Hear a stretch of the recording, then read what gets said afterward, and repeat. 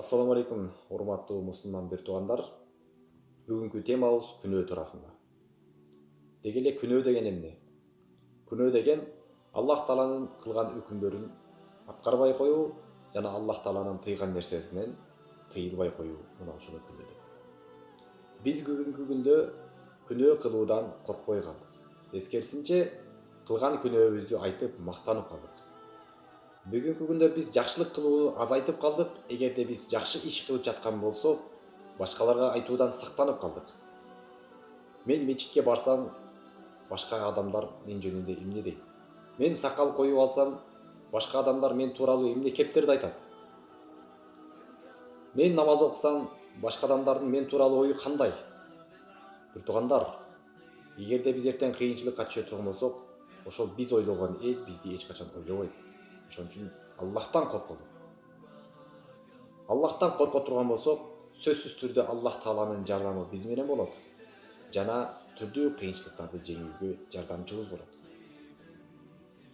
Анын шарты биз өзүбүздү күнөөдөн сактайлы.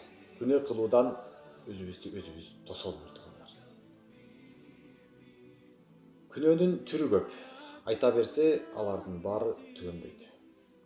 Күнөөнүн баардыгынын башаты шайтан. Ал эми сооп иштин башаты Аллах Таала өзү. Эгерде биз сооп ишке иштей турган болсок, түшүнөлү, биз Аллах Тааланы ыраазы кылып жатабыз. Жана Аллах Таала бизди сөзсүз түрдө өзү убада кылган жаннатка киргизет. Биз эгерде күнөө кылып жаткан болсок, билели, биз шайтанды ээрчип баратабыз. Жана эртеңки күнү кыямат келгенде шайтандын артынан тозокко түшөт экенбиз деп билет. Ошондуктан бир туугандар, жаныбыз кепилдикке келип чыгып кеткичекти тооба кылалы. Бүгүнкү күндө күнөө кылуу мындай турсун, керек болсо кылган күнөөсүн айтып мактануу адат болуп калбадыбы бир туугандар. Сахаба радиаллаху анхумдардын доорунда күнөө кылууну ушунчалык жек көрүшчү, жада калса күнөө кылууну ойлошту дагы эмес. Сооп иш кылууда бири-бири менен ушунчалык жарышкан, ким менин бүгүн баанчадан ашат экен?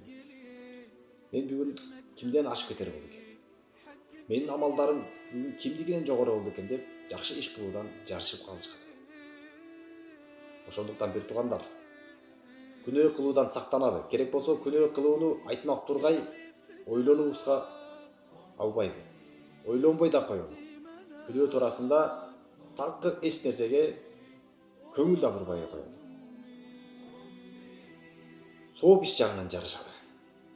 Мен бүгүн баланча жетимге жардам бердим. Баланча жесирге жардам бердим. Мен бүгүн баланча рекет намаз окудум.